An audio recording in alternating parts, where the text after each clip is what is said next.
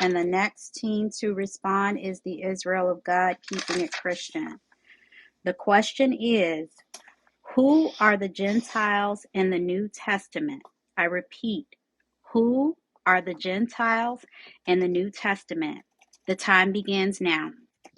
Excellent, excellent. Can we go directly to Genesis chapter 10? Genesis chapter 10, let's always set the foundation because the law, unto the law and to the testimony, that's how you receive the light of the understanding or the truth, to the law and to the testimony. Can you go ahead and give me verse 2, Genesis 10 and verse 2?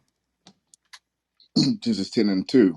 The sons of Japheth, Gomer and Magog and Madai and Javan and Tubal and Meshach and Tyrus. Right, he's walking down the sons of Japheth, but what are they called in verse 5?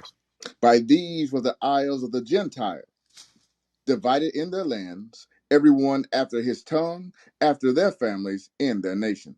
Thank you very much. Now let's go directly to Matthew chapter 10 because we need to understand it to see if this has completely changed or not, if it's still intact. Matthew chapter 10 and verse 5, when you get there, let's hear what Christ has to say in Matthew 10 verse 5. Go ahead. These 12 Jesus sent forth and commanded them, saying, Go not into the way of the Gentiles, and into any city of the Samaritans enter ye not.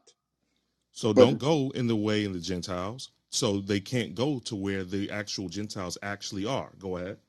go rather to the lost sheep of the house of Israel. To the lost sheep of the house of Israel, if the lost sheep of the house of Israel are Gentiles, then you have a problem here because how am I going to go to the people that you said don't go to if they're one of the same? But no, they're not. They're still two distinct groups. Let's go now to Acts chapter 10 and verse 1. Acts 10 and verse 1, let's deal with the first one that comes in the church in the new covenant named Cornelius. Acts 10 and verse 1, when you get there, go ahead and read. There was a certain man in Caesarea called Cornelius, Right. centurion of the band called the Italian band. The Italian band, Italians is synonymous with the Romans. But let's jump down to verse 5.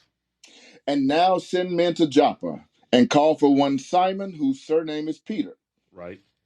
He lodges with one Simon a tanner, whose house is by the seaside.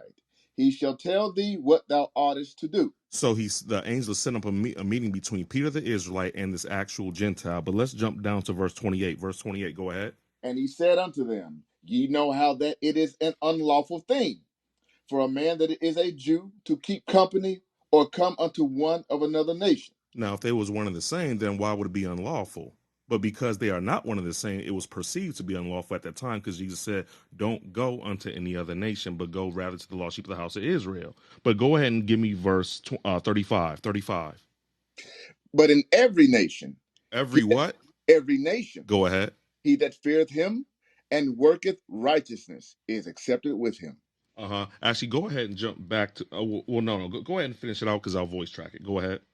The word which God sent unto the children of Israel, He did send unto the children of Israel to the Jew first. Go ahead. preaching peace by Jesus Christ. Preaching what? Peace by Jesus Christ. Right, because he understood in verse 28 that I should not call any man common or unclean. That would not be a revelation if you go into his own people. Go to Acts chapter 11, verse 1. Acts 11, verse 1. When you get there, go ahead and read. And the apostles and brethren that were in Judea heard that the Gentiles had also received the word of God. But these aren't lost Israelites, so why is there contention? Let's see why they're checking them about this meetup that they had with the Gentiles. Verse 3.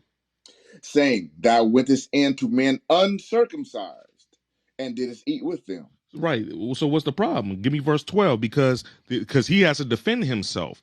Not because he's running into someone from another tribe, but because these are actual Gentiles or sons of Japheth. Verse 12, go ahead. And the Spirit bade me go with them, nothing doubting.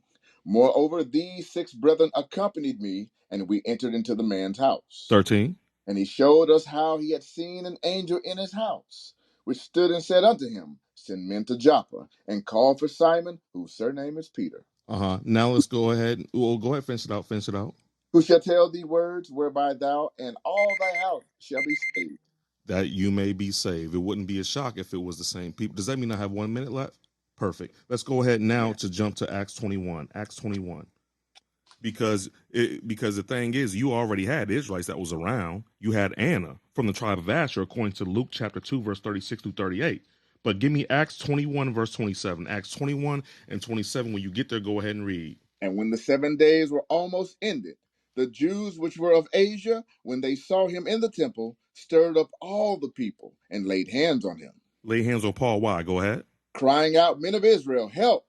This is the man that teacheth all men everywhere All men, go ahead.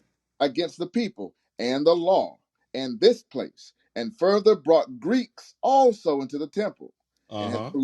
hath polluted this holy Keep place. going. For they had seen before with him in the city Trophimus, an Ephesian, And the whom thou what? An Ephesian. Because if he was a lost Israelite, they wouldn't be mad at him showing up or being near him near the temple. But because the actual Ephesians are not Israelites, but Gentiles. Alan. Thank you. We are at time. Okay. So the next portion to question number 1 will be a 3-minute rebuttal from each side. We are going to start with Yahweh's camp. Again, I will read the question. Who are the Gentiles in the New Testament? Again, who are the Gentiles